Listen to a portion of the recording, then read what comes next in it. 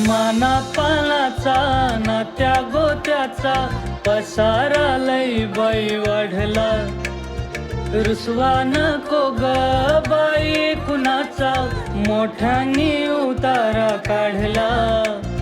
लगीन घाई सुचून देई, खरेदीने पणा काढला,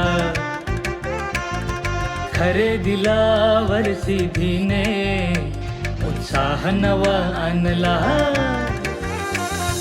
बांधला बसका बांधला, बांधला बसका बांधला, बांधला बसका बांधला, बांधला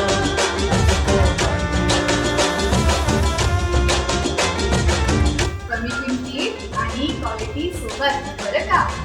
सिटी आहे तर शक्य आहे.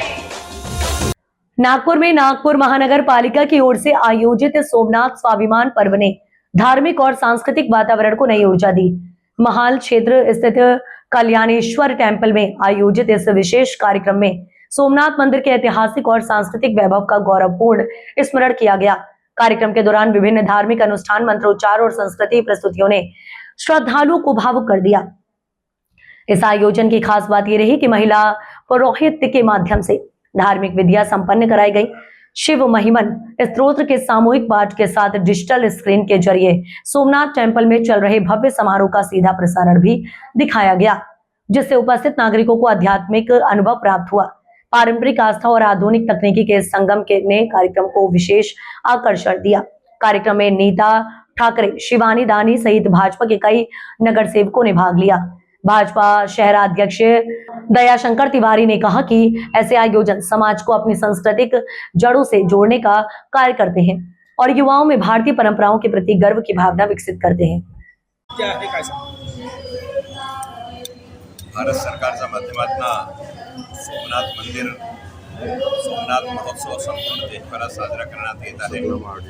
सरदार वल्लभभाई पटेल यांनी सोमनाथ मंदिरचा जीर्णोद्धार केला होता। त्यानंतर गुजरात सरकार आणि केंद्र सरकारच्या माध्यमातून पुन्हा सौंदर्यीकरण करण्यात आलं।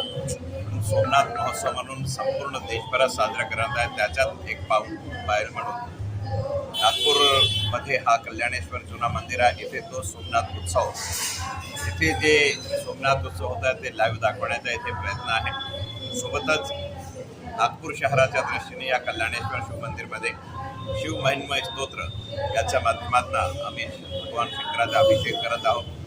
आजच्या कार्यक्रमाच्या नागपूरच्या वैशिष्ट्य म्हणजे इथे मातृशक्तीच्या माध्यमातून महिला पौरोहित्य हे स्वतः इथे पौरोहित्य करून अभिषेक करून घेत आहे आणि महिला सशक्तीकरणच्या दिशेने जे माननीय प्रधानमंत्रींची जी वाटचाल आहे त्याच दिशेने महिला पौरोहित्यांना प्रमुखताने स्थान देऊन आपूजन आम्ही घडवून घेत आहोत। काल भाजपच्या शिबिरात